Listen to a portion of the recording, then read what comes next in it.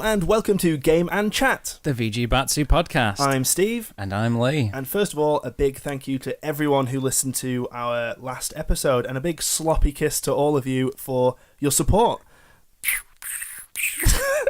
Stop right now, because it's going to go Alan Partridge at this rate.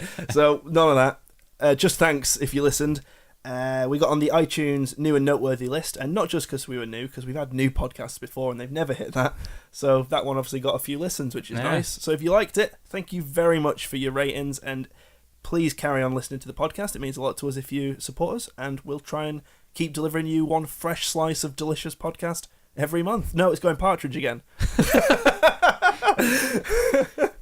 Keep listening, keep liking, and let's see how long we can stay in the noteworthy section. That would be lovely. If we can stay up there for another few weeks, I'd be well happy. Well happy. You hear that? Well happy. So I'd be willing to send you all a virtual kiss. Let's not get that happy then. Never mind a radio kiss. A virtual one. So yeah, thanks a lot. It means a lot. And we've had podcasts in the past that have never really got anywhere on iTunes. One of them got taken down from iTunes. So thank you. It means a lot to us. But we've had all the babbling out of the way. Let's start talking about games, because this is Game and Chat after all. So first, Star Fox. Star Fox Zero for the Wii U. The best console of all consoles that everyone has in their house, right? It really upsets me that everyone does not have a Wii U. It is literally the best video game console out there. It really is. This is coming from two people who own all three machines. Yeah. But we say all three. We own all the video game machines. This is true. Pretty much. Yeah. But yeah, the Wii U, the sad bastard child of Nintendo that no one picked up, which has some cracking games, has just splooged out a new Star Fox game, and I have fucking loved it. But you've got full-on boner for it. I've only got semi for it. You've only got the chubs, but I'm full on. So let's talk about it. I think it's better than the 64 game. And this is coming from a fan of the 64. I mean a fucking huge fan of the 64 game. I finished that lots. And I've bought it on the 3DS. And then I traded it in because I had no money. And then I bought it again. I think I did the same so we could play it multiplayer. And then we didn't. And then we found out you only needed one copy to play multiplayer. But yeah, I love it. Now, I have a theory here, Lee. I'm going to say to you a few things. I want you to answer yes or no. Do you like Star Fox? Yes. Do you like shooting games? Yes. Do you like motion controls? No. Right, this is 100% of the problem I'm seeing with a lot of people online. And, well, with a lot of just comments in general about the game. A lot of people think the controls really don't work. First of all, I'd like to call bullshit on that, because I've just finished the game. I thought it was a masterpiece, because everything Platinum Touch, except for that Legend of Korra game, but everything Platinum Touch is a fucking gem, which is why I've got the Chubs already for the Ninja Turtles game that's around the corner, but that's for another time.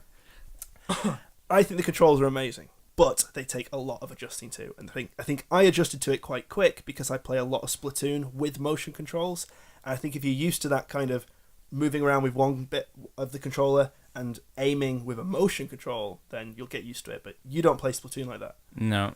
So you just play it like standard shooter. Yeah, right stick shooter. Like a scrub. See, that's the thing for me. Like, it's not. I don't necessarily say the controls are bad, like everyone online is saying, "Oh, the controls are shite." No, the controls are good. They're just hard to get used to. Yeah, no, I can see that. There's a difference. Like, I love Star Fox. I love the new Star Fox. I just can't get used to the controls. But yeah, I can see why. It is. I expected there to be a classic control option, but later on in the game, there are some key bosses that really do need you moving in one direction, aiming in a totally different direction. So I can see why they've chose to lock it down, but at the same time, they are alienating quite a chunk of the audience, I'd say. But okay, you don't like the controls so much, or at least you're not used to them. Yeah, it's not that I don't like them. Like, I can see where they're good from the Landmaster stage that I'm on. Do you agree with Polygon's review, which is, we are not going to review this game because the controls are broken? I thought that's just a cop-out. They completely refused to review the game and said the controls just were broken. Well, they need to not be video game reviewers then. Right, the thing is, that's like being an MOT tester for a car and saying, I don't like that car, I'm not going to test it. This is my point exactly. Like, I don't care if people hate Star Fox Zero and if people love Star Fox Zero, because everyone likes different things. We've said this in the last podcast. We're not here to tell you what's right and what's wrong. We're just going to give you our opinion on things. Yeah. Sometimes we'll have different opinions, like with Star Fox, which is why we don't give scores or anything. But for a video game reviewer who is being paid to review a game to say, I'm not going to review this game, well, you're fucking fired then. Your job is to review the game. You can give it a 1 out of 10 for all I care, but you have to review it. That's your job. That's like a chef saying, not cooking any food. Why not? Don't like the food we cook here. Well, don't work there then. Go work somewhere else. But yeah, I'm not going to get angry like everyone else on the internet. I'll try not to. Let's be happy. Let's take it back and I'm just going to say this to you, Lee. You've not finished Star Fox yet, right? No.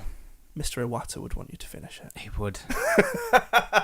Maybe he should be Andros. He is credited, and it did make me tear up a little bit. I have to admit, I did see that online, Yeah. and it made me well up a little bit. So you need to finish it for Iwata, because Iwata was involved. So you finish that game. You get back onto it. But if I finish it, that's the end of Star Fox. No, because when you finish it... Maybe I should get right to the end and leave it so that Iwata lives on in my game save. When you finish it, you unlock new modes that Iwata wants you to see. Is one of them... Star Fox is Iwata Fox. Iwata mode. You fire directly at all the enemies. You fire please understands directly. It's just a big essay about how the controls work with please understand written above it. Anyway, enough about Star Fox. Enough people have talked about it online. We're just throwing our voices into the mass hysteria that's already out there about the game. I liked it. I like it. But you don't like it enough to finish it for Iwata. Well, that's the thing. It's not that I don't like it. It is literally controls. They're hard to get used to, and they're not rubbish. They're just hard to get used to. Well, get used to them. I will. Mr. Iwata got used to them. Maybe he should come around my house and teach me. Maybe, what he should. Like that Dragon Ball Z moment, or like where your father in Star Fox helps you defeat the boss. You mean like Obi-Wan in in Star Wars? Like Iwata behind me. Use the tilt, Lee. Anyway, that's enough about that. Enough mixed news. Let's talk about something that's got us both beyond the Chubs. Into pop out of jeans. I'm undoing my jeans right now. Shenmue 1 and 2 HD. For the first time, since everyone's been banging on about it, for the first time, Sega have confirmed... Well, they've acknowledged... Well, they've confirmed they plan to bring them. They haven't confirmed they are going to bring them, but they have confirmed they plan to, which is the first time they've said anything about Shenmue 1 and HD. Shenmue 1 and 2 HD since everyone started asking. The fact we got Shenmue 3 news before we got news about if we'll ever see Shenmue 1 and 2 in HD is odd, but it's good news. So, do you know what? Go on. I would have loved to have been like working for Sega the day Shenmue 3 got announced, like the couple of months after, because like everyone tweets the 3rd of every month for Shenmue 3 and also the 1 and 2 HD remakes. Mm-hmm. Imagine the CEO of Sega going, "Oh shit, Shenmue 3's out. Now we're gonna have to do it." I don't understand like how. Well, okay, let's be sensible. I understand why Shenmue took 16 years to come back because it's got a cult following, but that game cost a lot of money, did not do very well, and essentially bankrupted Sega. So I can see why they'd be not so keen on coming back. But at the same time, what have they really got to fucking lose at this stage? Sega do nothing these days. They're a publisher for things like Football Manager, and they spunk out a shit Sonic game every couple of years. And I don't know.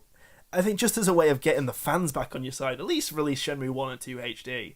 They've now acknowledged that it's licensing. Is that it that they said? Yeah, like they want it. I think from what I read from the Sega rep that talked about it, he said, what did he say? He said like there's obviously licensing from the brands that are within Shenmue. But our versions of Shenmue didn't have licenses in. Only the Japanese ones did. Like we had, I can't remember, that weird brand cola and grape drink, whereas it was Fanta and Coca-Cola in Japan. And I guess the arcade games, maybe they don't. But they're all Sega arcade games. And it can't be the music. They've released the music on vinyl recently, within the last year. That was one of their concerns, and then the other concern was they didn't want to just directly port it. They want to make it because there's so much expectation for what it can be. No, just port it. Yeah. Just fucking get that game onto modern computers before Shenmue 3. Yeah, it needs to be out before 3, otherwise no one's going to buy it.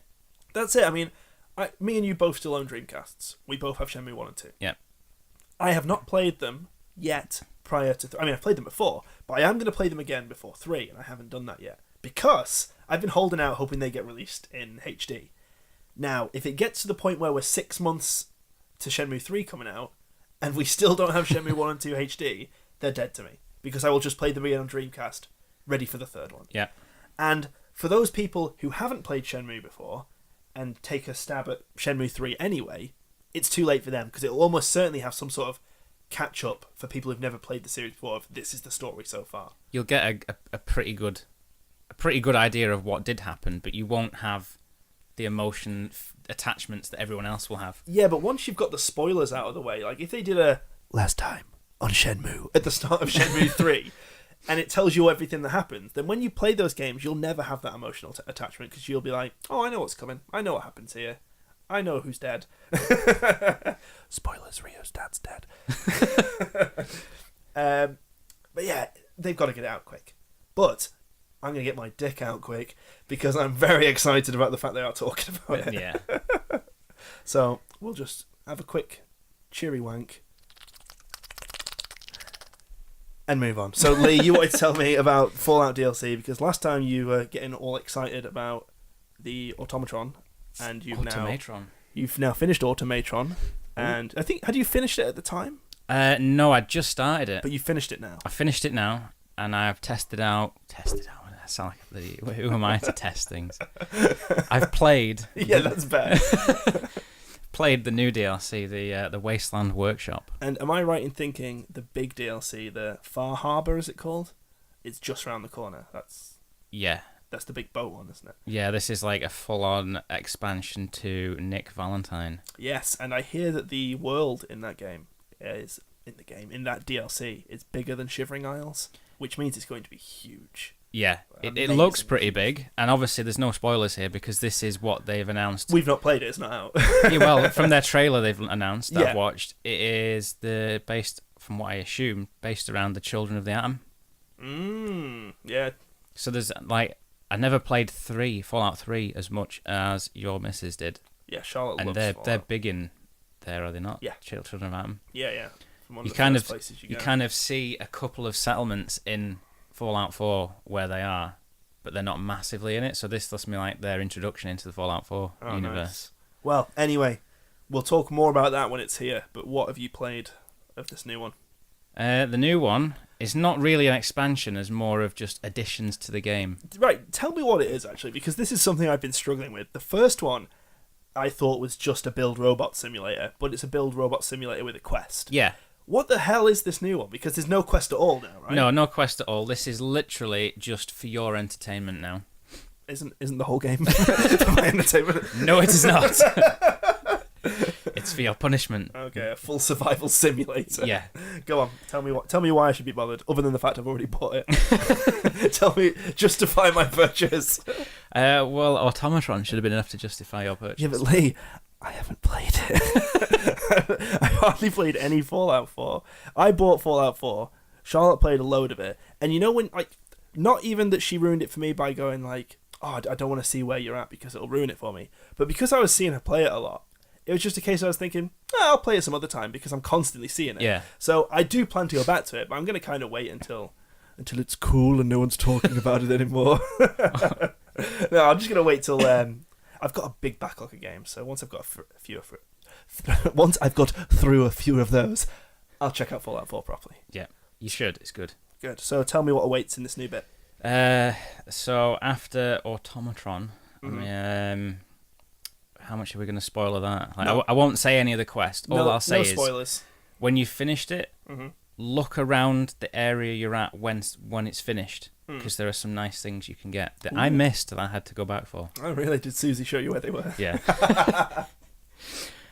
So yeah, that is the building robots is fantastic. To have like an army of robots just in all of your settlements is a great addition. Yeah. But the Wasteland Workshop now, if you're heavily into doing up your settlements, this is the addition for you, because it adds better doors, more tools, you get neon lights to hang on everything now. I'm really surprised at the amount of people, and this includes myself, that bought Fallout 4 and played it like The Sims. It's essentially what it is. I know Susie got big into it. Your missus, didn't she? She played a lot of the building stuff. She spends more time collecting junk and organising her settlements than she does playing the main game. See, it was the other way around with me and Charlotte. Charlotte was playing the main game a lot, and I was just building fancy houses. So this is just stuff then, this edition? Yeah, so it lets you build a lot more advanced buildings in your settlements. Mm-hmm. And it also adds death matches. What? So in a sense that you now can build blue team and red team start points. You can build entire arenas, sirens to initiate fights and turn them off, and then you can assign settlers to blue team or red team. This is mad. And then you they die? Settlers die, but NPCs don't. So like Preston or someone who's a story character would just sort of do that thing where they sit on the floor for a bit and then their health regenerates and they get back up. But a generic settler, if they die, they die. And if My God. And if settlers die in your death matches, I believe it takes your happiness down of the settlements. They don't like seeing it. So you're meant to call it off. They surprisingly don't like seeing their friends die. Yeah. So basically, you can build massive arenas and have like seats around your arenas, and then just watch people kill the crap out of each other. That is mad. That seems so out of character for the game. It's oh, where do you want to go? I've got this lovely settlement you can come to. Oh yeah, what's that? Lovely houses. Oh, the deathmatch alarm! Go, everyone fight! That's insane. Or if you don't want to pit settlers against settlers, they also have in Wasteland Workshop, you can get traps. But not traps for settlers. These are... So is this game becoming like Saw? It's traps in a sense of you built their massive cages, which you put bait in, wire them up to a power supply, and then the bait will attract creatures, so you can... Can your settlers get caught in them? I believe they can. This sounds excellent. You can catch anything from raiders. If you put money in there, they'll come in to try and steal the money and then get caught. You can also capture deer, bears, anything up to death claws. No way. Yeah. So if you capture a death claw, when you get to it, is it still alive? Yeah. So do you have to kill it? Some of them are tame when you let them out. They're on your side. That'd be awesome. Some of them require a beta wave generator, I think it's called, which like brainwashes them into thinking they're on your side. Okay. So basically, they can just be like pets to guard your settlements, or if you've built an arena, you can shove them in there with like they can be in there, and you can shove Preston or whoever in. So we've basically got like Fallout is becoming the full Mad Max experience at this stage. Or that Arnie film, Blade Runner. Arnold Schwarzenegger is not in Blade Runner. Not Blade he's Runner. The Running Man. The Running Man, that's the one. Like tears in the rain. Running Man. Oh, I really want to see that film. Instead of Harrison Ford, just Arnie. Every character is Arnie. Oh man.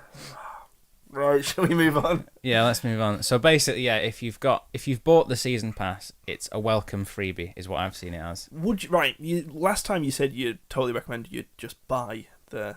I'd buy Automatron. Would you buy this, or is it just like a nice thing if you're a season pass member? I would not buy Wasteland Workshop, okay. Mainly because I don't spend as much time building settlements as some people do. No, that's fine. That's understandable to me. But because it's free with the season pass, then why not? Yeah. Okay, well let's move on. Another game I've been playing, which I'm only going to talk about briefly, but leads us on nicely to our next game, which isn't even out yet, but it's just been kind of talked about.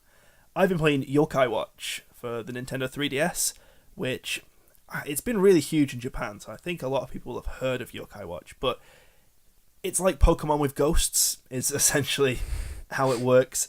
Yokai are like mischievous ghosts that sort of... they're basically around in everyday life, but you can't see them, so... Imagine that every day, even if it's red hot, you feel cold. It's because there'll be a yokai which is interfering with you and making you feel cold.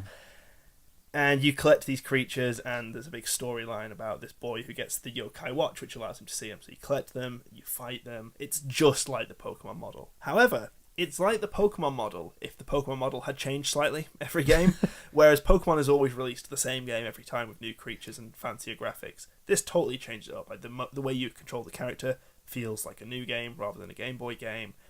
All the controls have really nice touchscreen stuff to them, which I didn't expect because I usually find touchscreen stuff the same way you find motion stuff to be a bit awkward, unless it's Elite Beat Agents, which is the best game of all time. But the motion stuff works really nicely in Yokai Watch. But I played Yokai Watch, and I'm not going to talk too much about it. I'm just going to say I do recommend it if you like your Pokemon games, because I think the more you say about it, the more you'll spoil, because it actually has quite a nice storyline. But I played Yokai Watch, and I was saying to my girlfriend Charlotte that I'm disappointed that Pokemon has not moved on in the way that Yokai Watch has. Like, you play Yokai Watch, and it feels like that's where Pokemon should have gone. Like, much bigger open areas, places that feel lived in rather than just checkpoints with people walking left and right, and you talk to them and say, "Boy, I love water type," and stuff like that. It actually feels like a real place with real character, and Pokemon never has to me.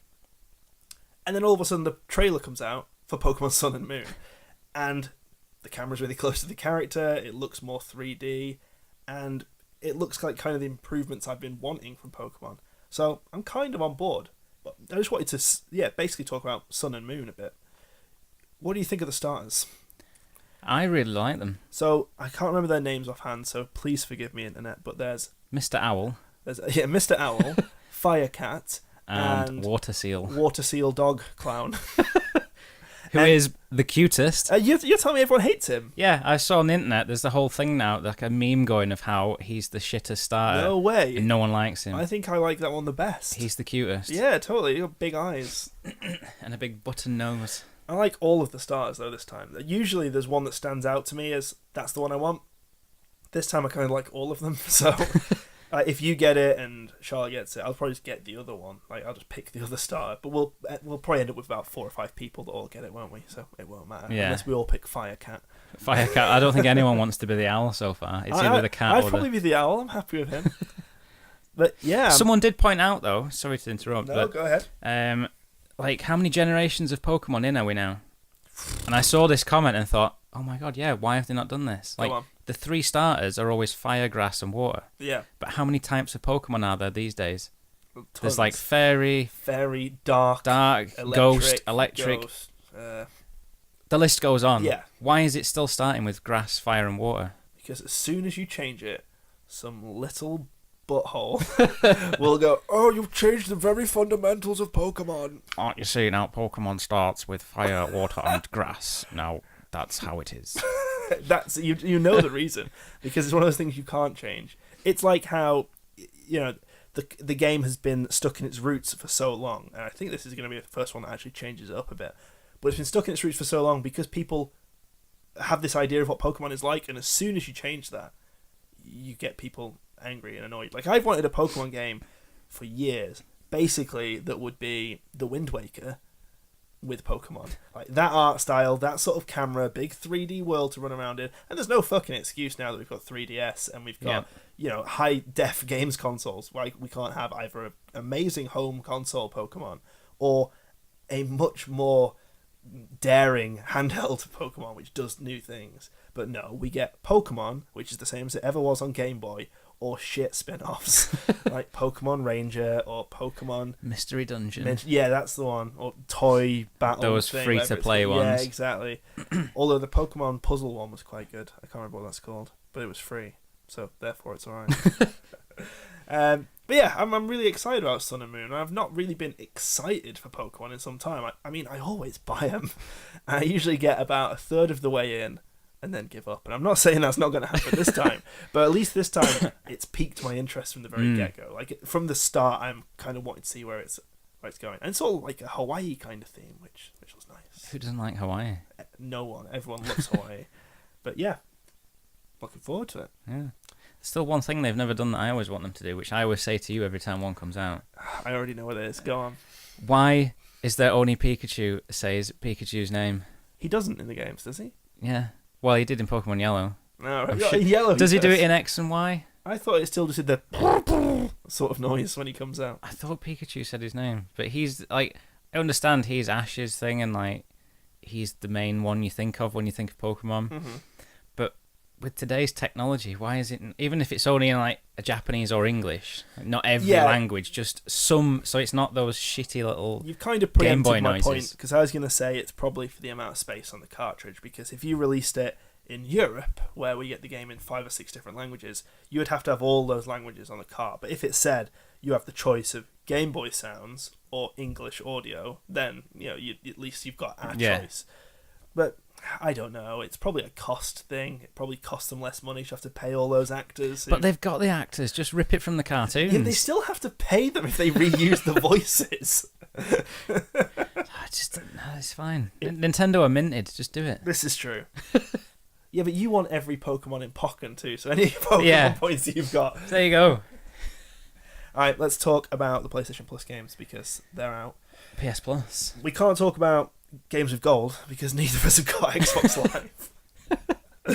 They've been really good recently. Yeah, as well. games with we only have Plus because we play our PS4s more than the Xboxes. Yeah. But Xbox at the minute has better free games. And we both have Halo 5, which we need to play, so we should just get gold and just do it. But we should.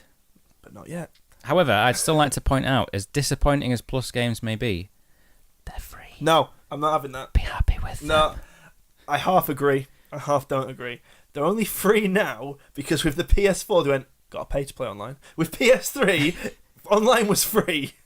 And then with PS4 they went, oh, Plus is even better. By the way, you've got to pay to play online now. And look at all these Plus games. They basically swept it under the rug. Under all the bad press about Microsoft, they just slipped it out of, have to pay money to play online. Which is bullshit. There's now only Nintendo out of the consoles that doesn't do it. Let me point that out again. Nintendo, the console nobody wants, with the best game library, and nobody's buying it, and it's free to play online. Although you've got friends codes with Nintendo, so that's bullshit too. Yeah. But at least it's free. Anyway, Plus games. Plus games, yes. So we can't talk about Vita games. Well, we can briefly mention them, but we haven't played them. Because let's be honest, they're shit. And probably there's only me and you have a Vita. I don't even know where my Vita is. Mine is in my drawer. Remember when you lost your charger for your Vita for about a year? Yeah, bought a new charger, charged it, and then played Metal Gear 1 for about an hour. Yeah, I was going to say, don't make it out like you played that game. You played Metal Gear 1 because you were going to play all of them through before 5, and you put an hour into the first one and stopped. But anyway, Plus. This month's Plus games are fucking appalling. And I'll accept your point that they're free, because fair enough, we pay for it. We pay to play online. Can't. But at the same point, I expect some quality. And I'm not saying I want big AAA games every time. I just want some games. Yeah. And the PS4 stuff this time, fine. Not so bad. You get Tabletop Racing, which is actually really good. Nice little game. It's not something I would ever buy, but as a little because freebie, it was free, it's nice. It's not as good as, what's the football one called that was with cars? Oh god, Rocket League, which is a game that I would buy, but I wouldn't. Right, this is when Plus is at its best. I wouldn't have bought Rocket League because it's football and cars, two things I really dislike. But it came out on Plus, and everyone was going on about it. Like, fine, I'll give it a go, and I fucking loved it. So I'm like, stuff like that I think is amazing stuff for Plus, because you get games that people wouldn't give the chance otherwise, and you get it to an audience. Totally. There's been loads of games where you've just played them and think, you play it because, it was on Plus, let's have a go, and you think, actually this is really good. Double Dragon Neon's a big one for us. Double Dragon Neon came out on PS3, and the day it came out it was on Plus, and we had both were going to buy it anyway, weren't we? Yeah, we had both seen it as coming out, but it had a bit of negative press, a few poor reviews, but we were kind of excited about it. And then it was announced it was on Plus, and man, that was worth the price of Plus for a month, because we must have put about 30, 40 hours into that game, which is about 30 hours more than I put into most games. And yeah, stuff like that I think is great. But this month, okay, Tropico on the PS4. You've played it and didn't think much of it. I've never played any of the Tropico games before, so maybe that's why I'm not used to the controls. See, I'm a big SimCity kind of fan. I love the old SimCity games. I love SimCity. But this is way more complex in ways that I don't enjoy. Yeah. Because it's not just about the building of things. Have you played it? I watched Charlotte play a bit of it, and I went from quite excited about it. So did I, yeah. Pretty disappointed. Because I've been playing Sims 4 on PC recently with my girlfriend, and then I was thinking, maybe this is like a SimCity sort of. I'm going to go back to it. I am going to give it a proper go. But my initial impression was, this isn't what I wanted. And that's just my personal opinion, because I obviously expected something that it wasn't. But yeah, I don't know. For me, it's got Elite Dangerous Syndrome. Well, just great idea. Elite Dangerous Syndrome? Elite Dangerous Syndrome. Elite Dangerous Syndrome. Go on. There we go. Tell us about your Elite Dangerous. No, I can't say it. Tell us about that game. The fly game. So, Elite Dangerous, I tried to play, thinking it'd be ace because I love space shooters. Flew out on a training mission. Lee has the most chubs in the world for No Man's Sky, by the way, but we'll almost certainly talk about that next month. Podcast special coming. Oh, fucking hell, is there? Yes. God, go on, carry on. Even if it's just me sat narrating the game for an hour. Just the sound of you wanking in a room on your own. Oh!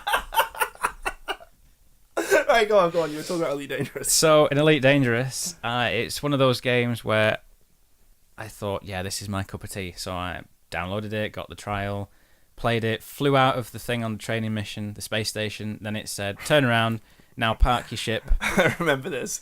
So I flew into the space station. I did it all perfectly, like lined it up, and then got in. And then my waypoint was saying fly to the center of the space station. So I did. I got there, and then nothing happened. And then it said land your ship. And then my waypoint couldn't. So I was bashing into the whole of the sides like about half an hour. You were at the wrong gate. You came round and you said to me, "You're never gonna do it. Have a look at that." I did it on the first go. Just couldn't land it, so I turned it off and deleted it. You actually deleted it? Yeah. See, I've still got it installed. So, what were we talking about? We're talking about PlayStation Plus. No, what was I referencing with bad control? Oh, Tropico. So Tropico had the same thing. I picked it up, thought, all right, let's see if we can get into this as another sim game. Played the first 2 bits of tutorial where they said do something, and then markers popped up on some of the houses, and it said to click on something and do something. Could I click on anything? Could I shit? So that got turned off straight away. Has it been deleted? It hasn't been deleted yet. Okay, so it has a chance. Susie wants to play it, but it was infuriating. You could hover, like you had a little waypoint thing. You could hover over things. Then it said press X, or circle, and then sometimes a square would flash up. It'd disappear. So you had to like float your cursor around, hammering square. It's definitely designed for a mouse. Super fiddly. But what we're discussing here is probably the pick of the Plus crop, because I just turned my PS3 on for the first time in God knows. See, here's the thing with Plus. PS4, not that good Plus games. Vita, not that good Plus games. Some gems in there. But PS3... usually gems. They're all gems. Even though neither of us really turn our PS3s on these days. But usually, like, I've got a backlog of amazing PS3 games. So many. That I'm never going to play. And I just sat on my hard drive for when I've got a spare, year or two. But... like, we've both upgraded our PS3s as well, haven't we? To bigger hard drives. Just to show, really, because we're never going to play all those games. I just sat there. But I turned it on for the first time in ages today because I wanted to download Uncharted 3 because I claimed it on Plus ages ago, and Uncharted 4 is out, and I never finished the third one, so I thought I'll go back. And I thought I'd check out the Plus games. And Jesus Christ, it's Loco Roco Kokorocho, which is that screensaver-style Loco Roco game, which was a launch title for PS3, and also, I believe, cost about £1. And Bionic Commando Rearmed 2, which is the rubbish Bionic Commando Rearmed game. Like, that's about £5 worth of games. Ah, but you got Tropico, which was $39.99. This is true, but I can't play it. To be honest, I am going to give Tropico a proper go. Ooh, that was good. Going to give Tropico a proper go. Maybe I'll talk about it next time. Or maybe that's a false promise, because I probably won't play it. You won't play it. I'll probably just buy Doom or something. I won't play it. You won't play it. No one in the world's going to play it. No one in the world. Right. So the rule of Plus is, if you've got a PS3 and you're on Plus and you have a PS4 as well, turn your PS4 off. Turn on that PS3. Set one game to download, wait for it to prepare to download, PS3. Then turn your PS4 back on and play something while it's preparing. See, my rule of Plus would be, this month, if it's expired, don't worry. Maybe next month. But, talking of games that you get for next to nothing, I think we'd be doing a disservice if we didn't tell people about the Humble Bundle they might have already missed. Yeah, this is top quality games journalism right here. Get that bundle that you can't get anymore. If you missed out on this, you're a fool. But Nintendo did a Humble Bundle, and weirdly, Humble announced it, and then about 3 weeks into it, Nintendo announced it. Did you get that email? Yeah, that's typical Nintendo to go, oh yeah, we're doing a thing. But, okay, Nintendo did a Humble Bundle before, but it was only for the States. So, I was... Weirdly, this wasn't for the States. Exactly. I was angry last time.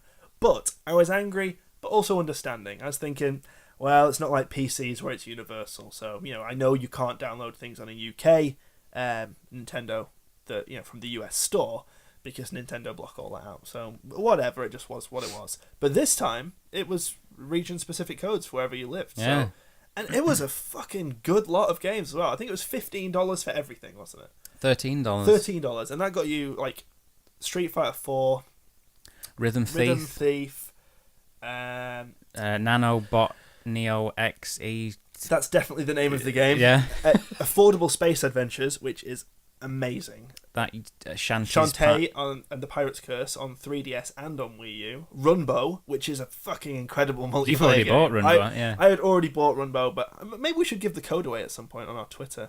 Twitter at VGBatsu. Almost certainly give the Runbow code away to someone who wants it. But yeah, like top quality games. There was no shit in there. The only one I haven't downloaded yet is there's that one where you play as like the president of the world. I can't remember what it's called. Earth. Yeah, you know what I mean. It's you're playing as the president, aren't you? And Earth something Earth. yeah, that's again top quality journalism here. But one of the games you could have for 3DS or Wii U, and I haven't decided yet. I got it on Wii U. See, I was thinking of getting it on 3DS just because I thought, well, I can play that whenever. But I guess it would look lovely on the Wii U because it'd be bigger. See, Citizens of Earth. That I knew it had Earth in it. There we go. So my reasoning for Wii U is my room with the Wii U in it is directly above our bathroom. So I figured it'd be nicer on the gamepad screen to play whilst pooing than on my 3DS screen. Unless it requires both screens, then I'm screwed. I don't think it will. Oh, well, there we are. That's all right then. I think you can get it on PC and stuff, so I think it's... But yeah, what an amazing bundle. And, yeah. Right. I can see why Sony haven't done this and why Microsoft haven't done this, because they've got their own services like Games with Gold and PlayStation Plus. Now, I want to know what you think, Lee. If you had the choice of a subscription service like Plus for Nintendo or every 3 or 4 months a Humble Bundle for Nintendo, what would you prefer? I would say Humble. Me too. Because charity. Yes, well, some goes to charity, and I change mine with Humble. I've bought off Humble before. I give this is no way negative to developers. I just think charities. Yeah. Oh, you're obviously doing the Humble Bundle to get your game's name out there. Yeah. So the people that get it on the Humble Bundle, I personally would rather more of that money went to the charities. See, so your name's still getting out there, and then other people can buy your game, and then you get your money from them. I always give it pretty much the same every time. If I give 60% to the charity, I give 30% to the devs, and I give 10% to the Humble tip. Because that's about what I do. Yeah, it's like Humble, I think, deserve a bit of money, and I think developers deserve a little bit of money. And considering like what a pittance I'm giving them, so if I'm paying $15 for about 20 games, and I'm only giving 30% of that to the devs, they probably get about 20 pence each off me. But, I still think they deserve a cut of my money. But I think the charity's the more important thing.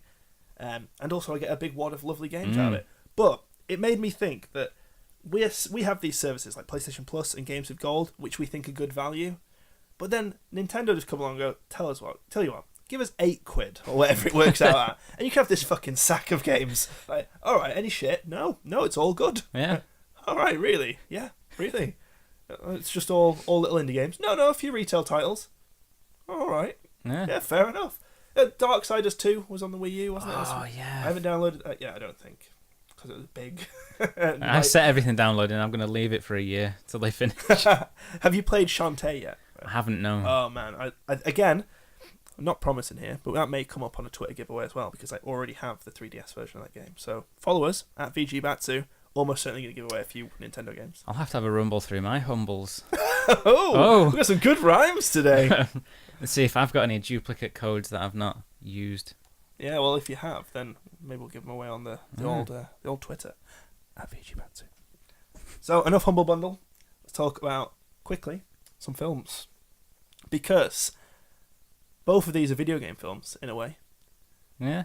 Well, one certainly inspired by, and one is 100% a video game movie. So first of all, Lee's finally seen Kung Fury, and I don't understand how it's taken you this long. Neither do I. I don't even understand how I didn't back it on Kickstarter. Yeah, I regret not doing that. But for those who don't know, Kung Fury is a big homage to everything 80s. And boy, what a homage it is. And it's only half an hour long. It's on Netflix. I think it's even on YouTube. But I just did a burp there with excitement. Do watch it. It's really good. If you like the 80s, if you like neon lights and you like anything to do with that, over-the-top drama and action, you're going to love it. It's the best half an hour of your life. See, I love the 80s, and that's not just because I'm old. It's because I love the whole aesthetic of all the 80s stuff. And a lot of people try and parody it and just get it wrong. Or it's too cheesy or too crap. This gets it right, like 100% on every right. level. Yeah. My only negative thing I have with the whole film is I think the first half is way stronger than the second half of the film. I could agree with that. I think the first... I'm not going to spoil the film here, but at one point he starts going back in time. And I think up to the point he goes back in time, I think it's just an amazingly accurate parody of everything in the 80s. And then when it becomes its own thing, and this is kind of a horrible thing to say, but when it becomes its own thing, I don't think it's as good as when it's riffing off other things. Because I think it does that so well. And like... the bit where you've got like the guys flipping over a cop car with a skateboard and stuff is just so stupid and stuff at the beginning that it just nails that cheesy 80s action feel of it doesn't matter if it makes sense, just make it cool, which was how every sort of great 80s action film was, like Commando. Doesn't matter if none of that makes sense, as long as it's all cool all the way through. And I think it just, I really liked it. And yeah, I think we should have kickstarted it. It seems like the sort of thing we should have given money to. So go on, take me through what you thought. Overall, well, initially I thought I'd put the wrong thing on because it starts out like a really bad porno, like with the guys acting, and then the woman comes in, she like sits next to him, and he's sat in bed like he's the greatest cop in the world, martial artist cop, and I'm thinking, oh my god, they're gonna get naked and shag, like. Sorry, I just like the fact that how old are you? 28. I can't think of any 28-year-old man going, oh god, they're going to get naked and shag. Why does that upset you? It's just my initial thought that, like... That's like something I can imagine, like, an old man saying that TV's on, oh god, they're going to get naked, there's no taste today. It's fucking... Jesus Christ, please. But go on. But apart from the start of the film feeling and sounding like a porno, the rest of it was just on the edge of your chair, like gripping action. And it was all like, yes, every time something happened. Fist pump moments. Yeah, totally. There's a... Try not to spoil it, because it's only a half-hour film, so it's hard to talk about it. And not spoil anything. But there's an excellent fight with Nazis that is just one long, continuous scene. Do you know the bit I'm talking about? Yeah. I thought that bit was brilliant. That was really good. Especially because everyone in the background is not attacking him. They're just kind of wandering around while he fights one guy at a time. It's got some great moments, but if you're even remotely interested in it, you have half an hour spare. You're listening to this shit. You've just wasted 43 minutes. You could have watched it already. Go watch it. It's really good. Anything else to say about it? It's hard not to spoil, isn't it? No, because if you name anything that you see in it, it's kind of a spoiler, because it's like that's something that shocks you, because you don't expect something that comes in to come in. Yeah, true. And then it does. So yeah, I just say I think we can both say it's a recommendation. Give it a watch, because there's another one being made. Is there? I believe. Ooh. I don't know if it kickstarted, but I do believe... I think Susie went on Instagram and found their Instagram account, and there's like on-set shots of... nice. Kung Fury 2. Well, I think we can both recommend Kung Fury then. It's short, it's sweet. I wouldn't say it's a good film, but it does nail everything. It tries to, like, you've got to like that thing. You've got to like 80s films to get anything out of it. If you went in going, I hate the 80s, you'd get nothing out of it. But yeah, it's got some great moments if you like that stuff. So yeah, recommended if you're into it. I reckon you'd like it. Yeah. And then the other film. Oh no. Well, first of all, I'd like to say that I really dislike this series of games. I enjoyed the first game in this series of games. See, this is my thing. I played the first game in this series of games, and I thought this first game was really good, Really good. Like, I was loving it. Chubs. Until I got to the second area in this game and went, this is the same as the first area in this game. It is, of course, Assassin's Creed. Maybe there was a glitch in the Matrix. Well, the Matrix was certainly playing the same channel again and again with the Assassin's Creed. So, anyway, regardless of my feelings about the games, which I can see that people like them, so I think if you do like them, fair enough. I can see they're well-made games. I can see that, there's bits in there that I think are well done, but just not for me. The film, however, we just watched the trailer for. And, right, a lot of people online are already saying, like, could this be the first great video game movie? No. It looks shit. It looks really poor. And not just because it's inaccurate with, like, some weird arm... what's the machine called in there? Animus. Animus. It's like a big arm or something in the trailer, isn't it? In the game, you just sit in a bed. Chamber, yeah. It looked so fucking cheesy. Like, every time someone jumped from a roof, they did a fucking flip.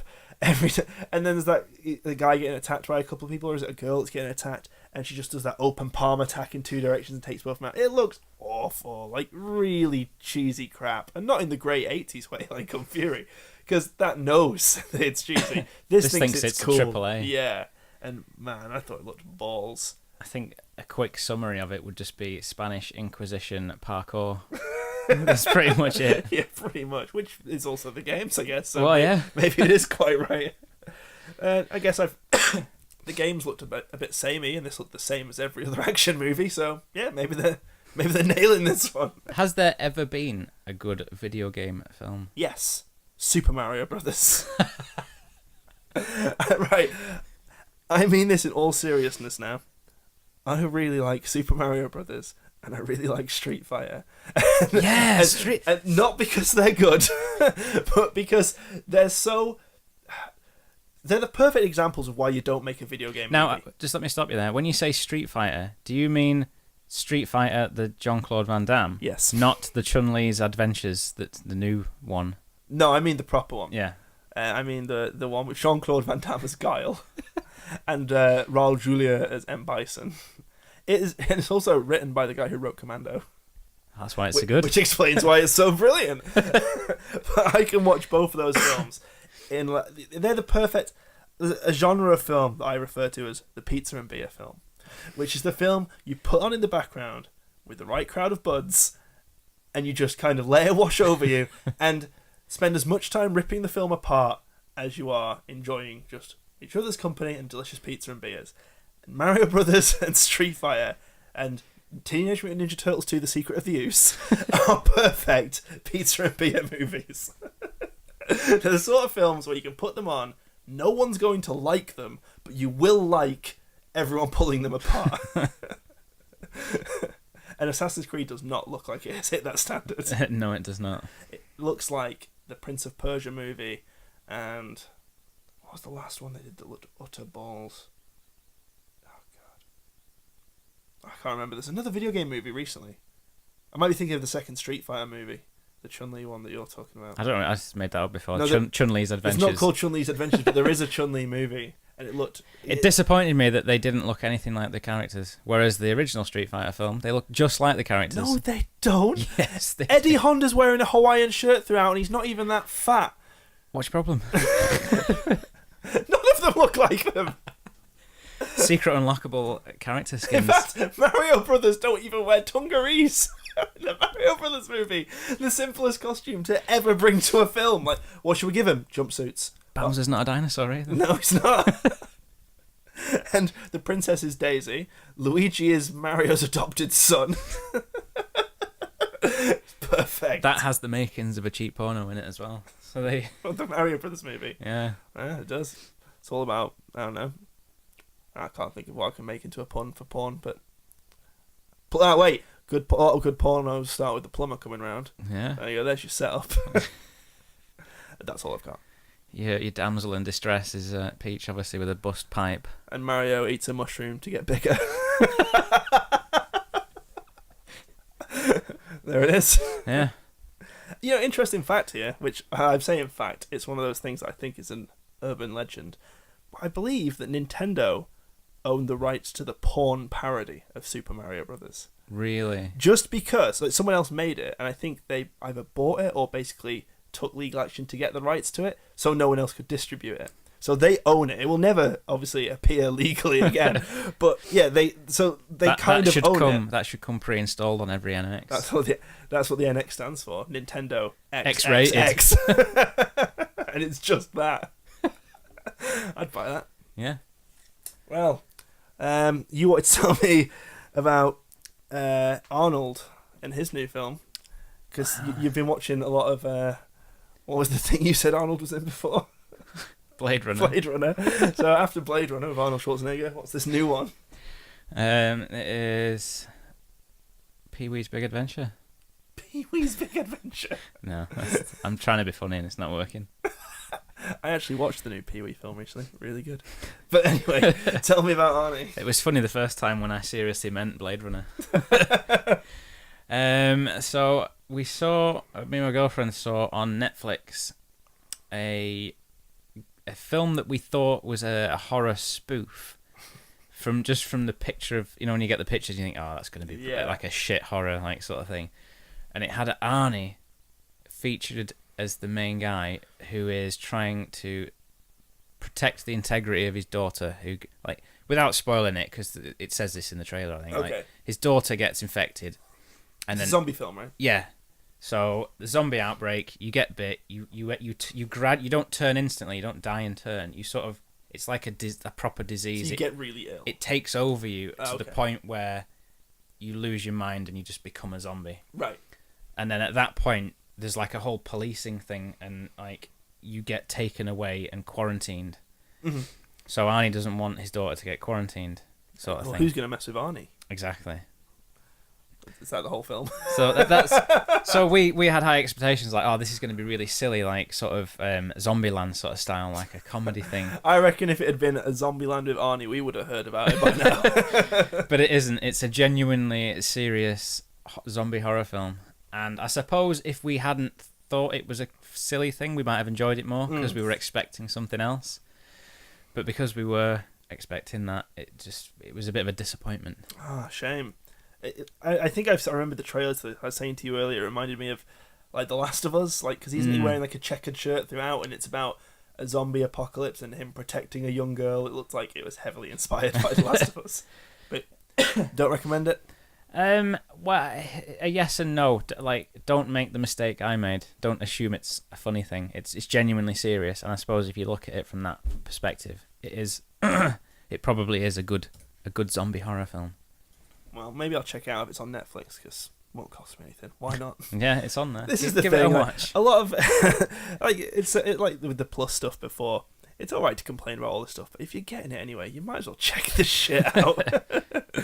I guess it's hard to complain about all this content you get these days when you don't pay much for it. Netflix is the fucking best. Right, anyway, we should probably wrap this up. We're getting close to the hour mark. I'm sure we've been banging on for far too long. Yeah. But I think it'd be unethical of us to go without mentioning the fact that by the time our next podcast is out, E3 will have been. So it will. Because, like I said earlier, we're going to try and do these monthly. We're probably going to have a few special videos for E3 if we can churn them out. We do tend to get quite drunk at E3, so I don't know how they'll turn out. The last time we tried to do something at E3, I passed out. Now, I don't know if anyone else does this. I think it's just us that have this, but we treat E3 like a holiday. So every year, me, Lee, and a few other friends, girlfriend, get together. We book the week off work. We book the week off work like fucking saddos. And we watch the E3 conferences. We eat a lot of dirty takeaway food. We drink a lot of beer. And we play a lot of video games. And every year, there's always one thing that we're looking forward to. Ninty. And this year, they're not there. There's no Nintendo. So, my question to you, Lee, is: are you still excited for E3? I guess there's as much excitement for this E3 as there was for every E3 before the last one. The last one is kind of the pinnacle of E3. Yeah. See, my problem now is for how long have we been doing our E3 thing? About 6-7 years. A lot of years, yeah. And every year They sort of progress. They get... We get bigger, we get a few more people involved, we drink a few more beers. But every year we make predictions. Yep. And the idea is if your prediction isn't right, you have to drink. And if you want to join us at home with this, we'd welcome you to join our E3 celebration. Book the week off work, you've still got time. Get a load of drinks in, make a load of predictions, tweet them to us at VGBatsu, so there's proof that you have to stick to these. If you get them wrong, you got to drink. And we'll show you our predictions, and if we get them wrong, we're going to drink. I'm sure we're going to Vine every drink, which is, again, Vine, VGBatsu. We should also live stream, if like at the end of a prediction. Well, I think certainly at the very least we're going to try and do summary videos, aren't we? So depending on how our predictions went might depend on what state we're in for the videos. But anyway, I'm getting sidetracked. Every year we make these bets and drink if we get it right or wrong. And every year, without fail, at least 3 of us have said Shenmue 3. Yeah, because and it differs every year. Like we say, Shenmue 3 for PS3, exclusive. Shenmue 3 only on Xbox 360. And then, this is how long we've been doing it. Shenmue 3, a launch game for Xbox One. Shenmue 3, a launch game for PS4. Shenmue 3 for Nintendo Wii U. And then last year, it fucking happened. Didn't we bar Shenmue 3 from predictions? Last year, we got so upset that Shenmue was never coming that we had finally accepted that it wasn't going to happen. And guess what? And then Yu Suzuki, and this is like, I should apologise to you here, Lee. Yu Suzuki tweeted a picture of a forklift truck. I remember that tweet. And you showed it to me and our friend Ben. And I was fucking livid because I was saying to you, Lee, this is lost in translation. There's no fucking way he's going to be talking about Shenmue. And then it came. And then me, you, our friend Ben, our friend Simon, cried. We did indeed cry. Actual tears. But this year, what can top that? Last year we got Final Fantasy's being remade in HD, Final Fantasy VII. Last Guardian is alive, and Shenmue 3 is coming. It's like a Christmas where every present you open was a blowjob.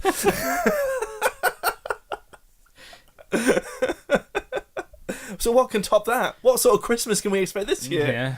I've got a feeling we're going to get a lot of shit parcels in our E3 Christmas. How do you top a triple blowjob? Right, well... We need some full-on, like, 69s with reach-arounds going on. But I don't know what could cause that. Okay, I'm going to predict right now that... Well, it's not a prediction, but more a statement, I guess. There's all these rumours that there's going to be a new Xbox One, and a new PlayStation 4. Yeah. If Sony and Microsoft do that, I hope they both die. Because... No, hear me out here.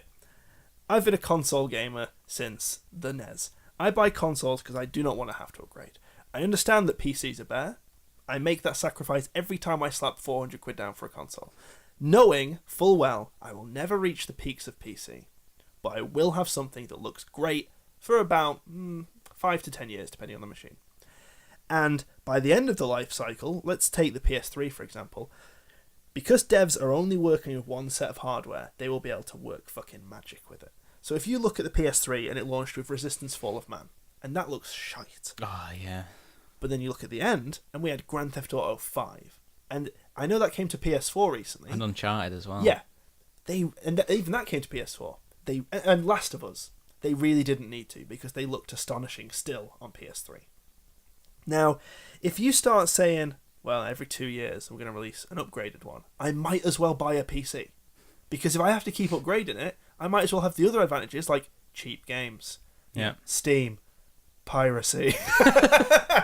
Why would I buy a console if you're going to turn it into a PC? I'll just buy a PC.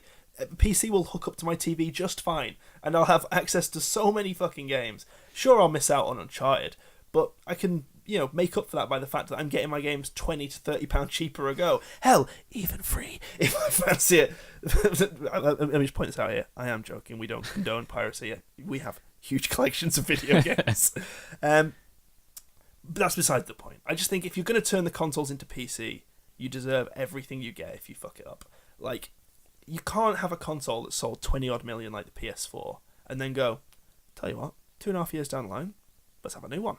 Because the thing is, I can see the reason this is happening, and it's not because they think it's an improvement. It's because they're thinking, well, if only half the people upgrade, that's another 10 million consoles sold. It's not to do with the fact that it's doing us a favour by having more powerful machines.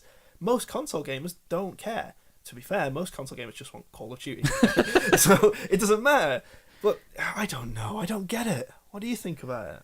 I don't know, because I see it on the flip side. It's 3DS with their new Nintendo 3DS. Yeah. And also back in the day, which you have on your shelf, Mega CD. See, that doesn't bother me. The Nintendo 3DS, I'll give you. But it had at least been out for 6 years. Yeah, there is that. And why did they do it? How many games are new 3DS? 2?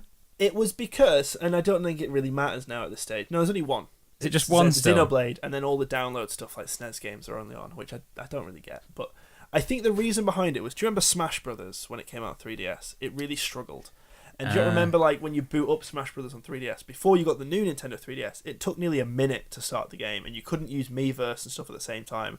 And I think it was just a case of they were worried going forward they were going to hit a wall, and then revised it. But, I mean... If it had been out 6 years, they could have waited and done, like, the next 3DS, rather than a 0.5. Has it been 6 years? Maybe it hasn't even been that long. I guess maybe with a handheld it's somewhat different, because I guess you're in that sort of phone mentality of you're used to just upgrading your tech, but home console seems different to me. Yeah. Maybe that's because depends how they do it. Well, I'll have to re-download all my old games for a fucking start on my 3 fucking megabyte internet. So that's not happening. PS4 games are 50 fucking gig. I don't know. I can see the pro side. I do get it. I just didn't think that was ever the concern for consoles, to be the absolute top cutting edge. I'm pretty sure everyone knew the sacrifice of a console was you got the ease of use. Yeah. But you were guaranteed that it would be... It'd last 10 years. It'd last 5 to 10 years, and it would be as good as everyone else's. Like, so it wouldn't be like I had a PS4 and you had a PS4, and I go around to your house and go, oh, Lee, your PS4 is way nicer than mine. I need to upgrade. It was just, oh, you're playing Uncharted 7. Cool, me too. That was it. Well, this brings me back to video game journalism. Yeah, this is the main reason. When games are released, why is the first thing that people mention, does it run at 60 frames per second? Does it run at 1080p? Oh, look at all those pixels! Just play the game and enjoy it. Don't count pixels. What I don't understand is, you still get people doing that. And I have done this myself in the past, but let me explain myself. I don't care what a game runs at. No. I don't care how many frames it is. We've played Deadly Premonition. It runs at about 5 frames. When I do care is if I have the PS4 and the Xbox One, and the game is better on PS4, like, just as in, yeah, it runs better and is a higher resolution on PS4. You're going to buy the better of two, yeah. But, for example, there are games where, like, I've got WWE 2K16. I believe that runs a higher resolution on PS4, but I have it on Xbox One. Because the Xbox One supports up to 8 local multiplayer controllers at a time. Which is another thing video game journalists forget. Yeah. And couch play. Exactly, and that's important to me. So it's because journalists don't have any friends. let's not get into the fucking bitching and stuff here. It's a happy podcast. Happy. It just annoys me. Like, just if you're gonna journalism, you should like be 4 friends. Well, you certainly shouldn't if you're gonna journalism. We should do a journalism, but do it on a couch. Stephen Lee's quality journalism. Doing a journalism with Stephen Lee. What do you think of this game? It's alright, isn't it? It's alright, well good. 10 out of 10. I don't like the controls, 7.5 out of 10. But yeah, this is my problem, and this is where I was getting to, actually. I understand the whole point of that upgradable console in that, okay, they want to make it look as good as possible. When was that the thing with consoles? When did that matter? When the PS2 was coming to the end of its lifespan, and PC was already at kind of PS3 level graphics. Didn't mean PS2 players went, this is shit, I'm not going to play this game, because it didn't matter. It's the only way you could play Final Fantasy 12. I believe it still is the only way you could play Final Fantasy 12. So when did it become that console gamers had to live up spec-wise to PC gamers? I don't get it. I don't know. However, and this is where I think E3 could be interesting but not necessarily exciting this year. Microsoft have been open about the fact they're thinking about upgradable tech, right, for the next machine. If Sony announce a new PS4 and Microsoft don't, it could look really favourable on Microsoft. Because it would be like, yeah, the PS4 will have to go up in price, and Microsoft could just then drop theirs. And, you know, there's lots of sort of weird play positions that they could do here. Yeah. But let's just face it, it's going to be fucking dull because Nintendo aren't there, and I just want NX. That's what I want. Tell you what's going to happen. NX is going to get announced properly, and it's going to be upgradable every year. It's going to be a fucking rip-off. But I'll buy it. Yep. Nintendo gets our money. This is the thing, like you said, 3DS, we both upgraded to the new one. And we upgraded because Nintendo sent us an email saying, would you like a special one? And we went, yes. Please. I'm sure their marketing team is like, who are some of our most gullible customers? Let me just reiterate this. I think the PS4 upgrade is rubbish. However, I bought a new Nintendo 3DS. Then Nintendo offered me a special edition new Nintendo 3DS, so I sold the new Nintendo 3DS I hadn't even received yet and bought the special one. So I can't fucking say anything. Whatever, bring on the upgrades. Who cares? I only want PS4 and Xbox One upgrades if they look like the Mega CD. I don't think they'll be upgrades. I think they'll be new machines. If they're snap-on add-on bits, fair enough. Whatever, do what you want. The Xbox has got the USB on the end. It's ready for it. Christ knows the Xbox One's not big enough. Maybe the expansion you get is like a vacuum pack, so you put it on and it shrinks it. See, slimline consoles, I'm down with. It's the same machine. I think I've bought every fucking slimline as well. But I think what bothers me about this is it's not the same. It is like I will be playing the shit version of PS4 games, and that upsets me. As a day one buyer, I'm gonna be fucking punched in the nuts for supporting from the beginning. The Slims did have different tech in them, like more newer tech, but it was no way more advanced. Gears of War 3 didn't look better on a slimline machine than it did on the old one. It just didn't red ring as much. So I don't know. It's going to be an interesting E3, but I think it's going to be a boring one. Well, at least we've got EA and all their sports games to look forward to. You know, what if EA are the most exciting thing this year? And I don't mean because they say anything good. I just mean because everyone else is dull. At least we'll have a lot of drink. Yeah. Anyway, we've been going on for over an hour, so let's wrap this up. Thank you once again for listening to Game and Chat. We try and keep it happy, but we've just got dragged down by the boring nature of this year's E3, which hopefully will prove us wrong and be a fucking gem. Let's hope so. So we'll have lots of drinks, we'll have lots of good times. We'll hopefully make a few videos, which you can find on our YouTube page, which is youtube.com/user/VGBatsu. Where else can they find us, Lee? Instagram, which I've not posted on in a while, so I'll have to update that. Oh, we should. You can get, I don't even know what the URL for that is. I'm sure it's just instagram.com/VGBatsu. We've got the Twitter and the Facebook. VGBatsu. We've got the Vine. VGBatsu.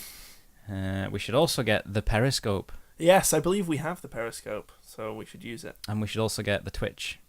Yeah, we have the Twitch. We have it set up on my Xbox One, but we've never used it because you fell asleep. Did I set the password when I was drunk? Yeah, probably. So that might be fun. So if anyone wants to log on to our Twitch, it's probably Twitch, and the password's probably I like drink. So feel free, just go take it. Run riot.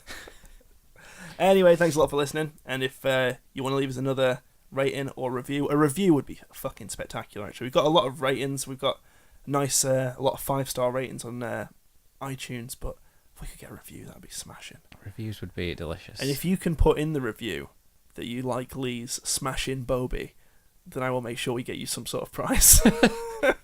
Has to be a 5-star review. Write whatever you want, but at the end put, also, I like Lee's smashing Bobby. Boaby, Bobby. I'm pretty sure that's just bribery. You'll get a lovely prize. Anyway, thanks for listening, and we'll see you around E3. Well, we won't see you. You'll see us. You'll see us if you like our social media. But, you know, if you happen to be kicking around, come over. I'll get the kettle on. Bye. Bye. Bye. I got chubs for you, big fat chubs for you. Got a firm but soft for you, gonna go halfway for you. Oh, how happy you'll be when I get this chubby lump out of my jeans.